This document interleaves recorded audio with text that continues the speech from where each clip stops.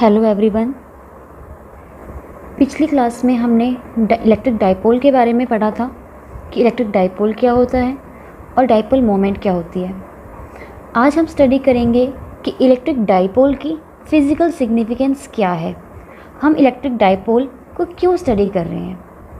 Okay, देखिए generally हम जब इलेक्ट्रिक डाइपोल की स्टडी करते हैं तो इसका एक बहुत ही ज़्यादा इम्पॉर्टेंट इलेक्ट्रिकल फिनोमिना है हमारे मैटर्स में।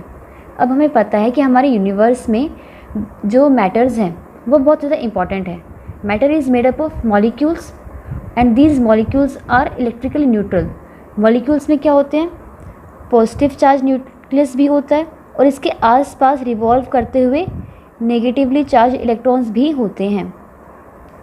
ठीक है, हर एक मैटर में पॉजिटिव चार्ज न्यूक्लियस भी आपको मिलेगा और इलेक्ट्रॉन्स भी मिलेंगे। हमें पता है इलेक्ट्रिक डाइपोल क्या होता है, जब आपके पास इक्वल अपोजिट चार्जेस होते हैं। जब भी कहीं पे कोई एक पॉजिटिव चार्ज और negative charge which are equal and opposite, अगर ये प्लस 1e है तो ये कितना हो -1e। अगर इक्वल एंड अपोजिट चार्जेस कुछ सेपरेट फिक्स डिस्टेंस पर रखे जाएं, ठीक है, तो हम उसे क्या बोलते हैं कि एक डाइपोल है। ये क्या बन गया, एक डाइपोल बन गया। अब हमारे मैटर में बहुत सारे मॉलिक्यूल्स डाइपोल होते हैं, ठीक है, तो क्या सभी डाइपोल्स का नेचर एक जैसा होता है, क्या सभी मॉलिक्यूल्स का नेचर एक जैसा होता है? बेसिकली हम इसमें उसी चीज़ को स्टडी करेंगे। तो मॉलिक्यूल्स में पॉजिटिव और नेगेटिव इलेक्ट्रॉन्स की अरेंजमेंट कैसे होती है, पहले उसको जानते हैं। उसी के बेसिस पे हम ये बता पाएंगे कि जो डाइपोल्स हैं वो कैसे कैसे होते हैं। देखिए, हम इसमें दो टाइप के मॉलिक्यूल्स को पढ़ते हैं। एक होते हैं आपके पास पोलर मॉलिक्यूल्स, पोलर मॉलिक्यूल्स, ठीक है। पोलर मॉलिक्यूल्स फॉर एग्जांपल, जैसे कि अभी मैं आपके पास एक एग्जांपल लेके चलते हैं, NaCl, ठीक है, H2O एट्सेट्रा। ये जो मॉलिक्यूल्स हैं पोलर मॉलिक्यूल्स होते हैं। वाई पोलर, देखिए क्या होता है, जैसे सिंपल से H2O है, मैं इसी को लेके चलती हूँ। आपको पता है H2O में ऑक्सीजन सेंटर पे होता है, ठीक है, और एक इसका बॉन्ड हाइड्रोजन के साथ और दूसरा बॉन्ड इस तरीके से हाइड्रोजन के साथ बनता है। और ऑक्सीजन और हाइड्रोजन के बीच में एंगल है, इट इज़ नियरली 105 डिग्री, ठीक है। हाइड्रोजन पे नेट चार्ज कितना होता है, पॉजिटिव। ऑक्सीजन पे नेट चार्ज कितना होता है, negative.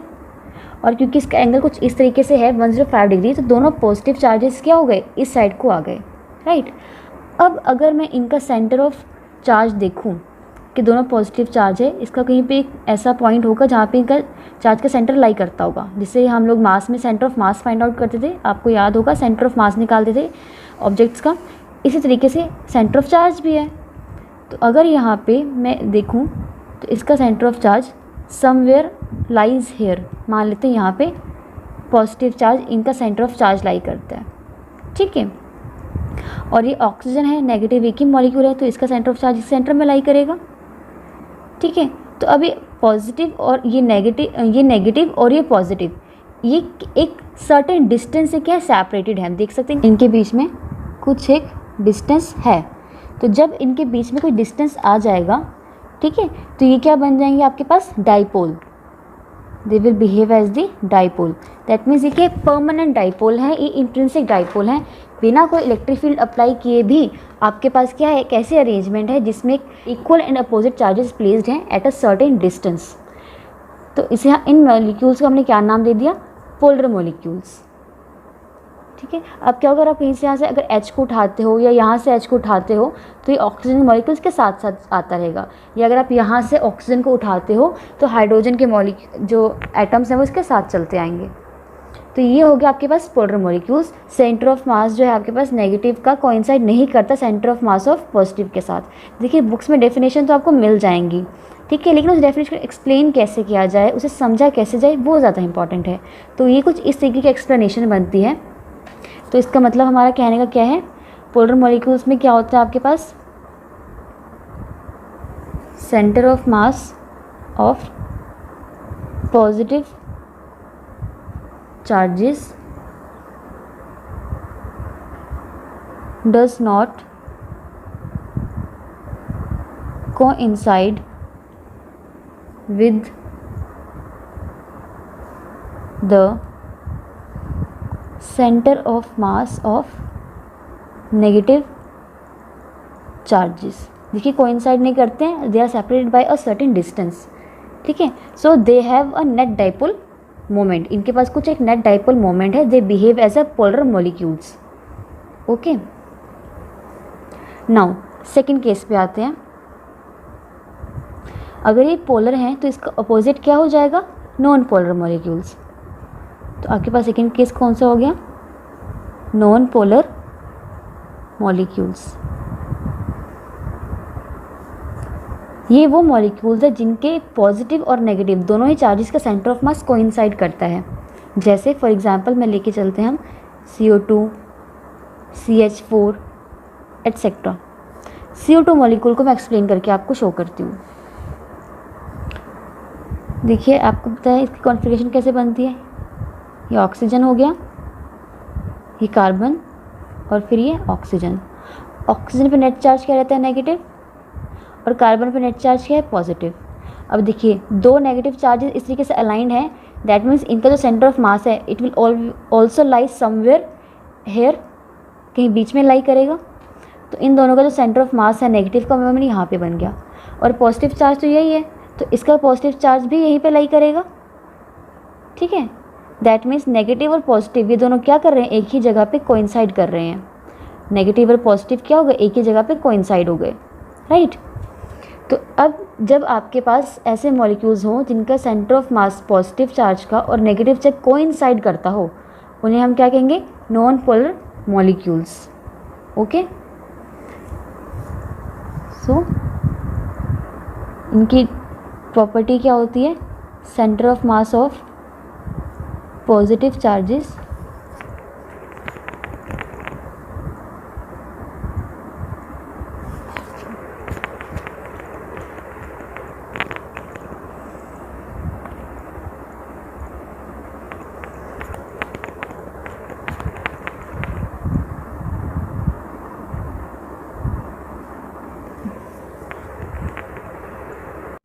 center of mass of positive charges coincide with negative charges. ठीक है ना, नेगेटिव चार्जेस का जो सेंटर ऑफ मास है उसके साथ ही कोइंसाइड कर जाते हैं. तो जब वो कोइंसाइड करते हैं ऐसे मॉलिक्यूल्स बन गए आपके पास नॉन पोलर मॉलिक्यूल्स. अब ये अगर नॉन पोलर मॉलिक्यूल्स हैं तो इनका जो डाइपोल मोमेंट है पी वेक्टर वो क्या होता है, ज़ीरो, क्योंकि इनके बीच में जो पॉजिटिव और नेगेटिव चार्जेस का सेंटर ऑफ मास है इनमें कोई डिस्टेंस तो होता नहीं है, तो वो ज़ीरो बन गए. लेकिन जब हम बात करते हैं पोलर मॉलिक्यूल्स की तो पोलर मॉलिक्यूल्स में कुछ डाइपोल मोमेंट एग्जिस्ट करता है. ठीक है ना, ये डाइपोल मोमेंट हर एक मॉलिक्यूल का एग्जिस्ट करता है. लेकिन जब क्या होता है, अगर हम पूरे एक होल मैटर की बात करते हैं, हर होल मैटर में तो बहुत सारे मॉलिक्यूल्स होते हैं, उसमें H2 का कोई एक थोड़ी ना, उसमें बहुत सारे वाटर के मॉलिक्यूल्स होंगे. तो जब बहुत सारे वाटर के मॉलिक्यूल्स और हर एक मॉलिक्यूल का एक डाइपोल मोमेंट एग्जिस्ट करता है, जब वो सब रैंडमली ऐड होंगे ना तो ये क्या करते हैं, इनका जो नेट डाइपोल मोमेंट है, नेट डाइपोल मोमेंट वो क्या हो जाता है, वो ज़ीरो हो जाता है. पर्टिकुलर एक मॉलिक्यूल का तो डाइपोल मोमेंट है, लेकिन अगर एक पूरे मैटर की हम बात करें कि एक पूरे मैटर में बहुत सारे वाटर के मॉलिक्यूल्स हैं, ठीक है, और ये वाटर के मॉलिक्यूल्स रैंडमली अरेंज्ड हैं, तो जब आप सभी का मॉलिक्यूल का डाइपोल मोमेंट निकालते हैं तो वो क्या हो जाता है, ज़ीरो आ जाता है, क्योंकि किसी की डायरेक्शन ऐसे होगी, किसी की डायरेक्शन ऐसे होगी, किसी डायरेक्शन ऐसे होगी. ठीक है ना, सबकी रैंडमली कहीं ना कहीं डायरेक्शन जा रही होती है, इसकी वजह से डाइपोल मोमेंट कैंसिल आउट हो जाते हैं, वो ज़ीरो हो जाते हैं. और नॉन पोलर में तो वैसे ही डाइपोल मोमेंट ज़ीरो है क्योंकि वो कोइंसाइड कर जाते हैं. तो द क्वेश्चन इज़ कि अगर आपको उनको पोलर मॉलिक्यूल्स हैं या नॉन पोलर मॉलिक्यूल्स हैं, दोनों के ही अगर डाइपोल मोमेंट ज़ीरो हो जाते हैं नेट, तो हम इसे पढ़ क्यों रहे हैं. अब डाइपोल मोमेंट हमने आया कहाँ से, तो डाइपोल मोमेंट हम क्रिएट कर सकते हैं. कैसे क्रिएट कर सकते हैं, इलेक्ट्रिक फील्ड को अप्लाई करके. ठीक है, जब आप क्या करोगे, जैसे नॉन पोलर मॉलिक्यूल्स की हम बात करते हैं, अगर आपको नॉन पोलर मॉलिक्यूल्स में क्या करना है, डाइपोल मोमेंट क्रिएट करना है, तो हम क्या करेंगे, इसको इलेक्ट्रिक फील्ड प्रोवाइड करेंगे। जैसे मैंने इस मॉलिक्यूल को उठा के इलेक्ट्रिक फील्ड में रख दिया, ये मेरे पास मॉलिक्यूल था, ठीक है ना, और मैंने क्या किया, यहाँ से इलेक्ट्रिक फील्ड लगा दी, ई वेक्टर, इलेक्ट्रिक फील्ड जा रही है,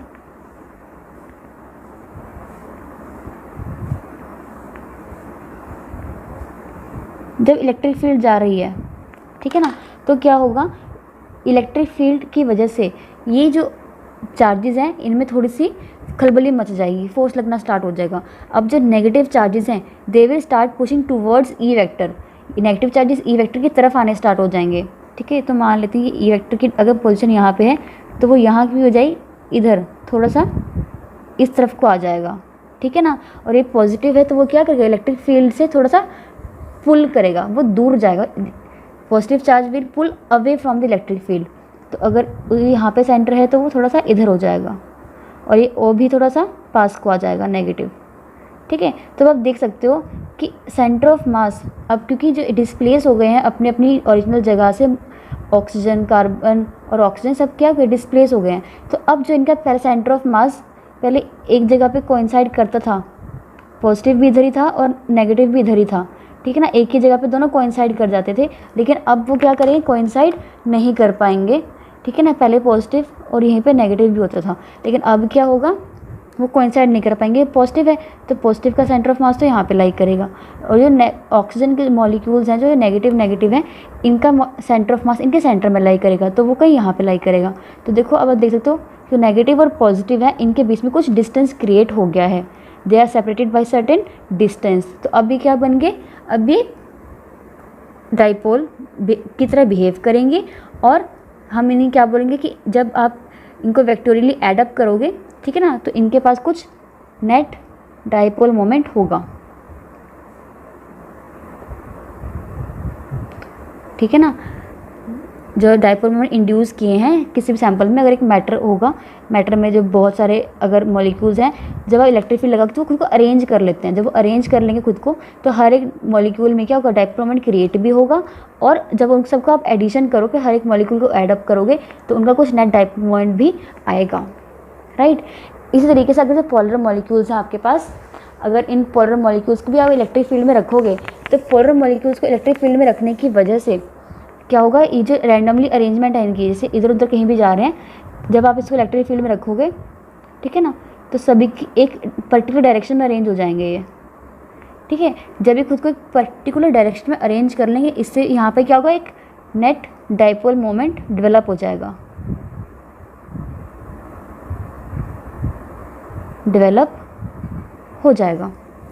ठीक है। And then we will say that the piece of matter is polarised.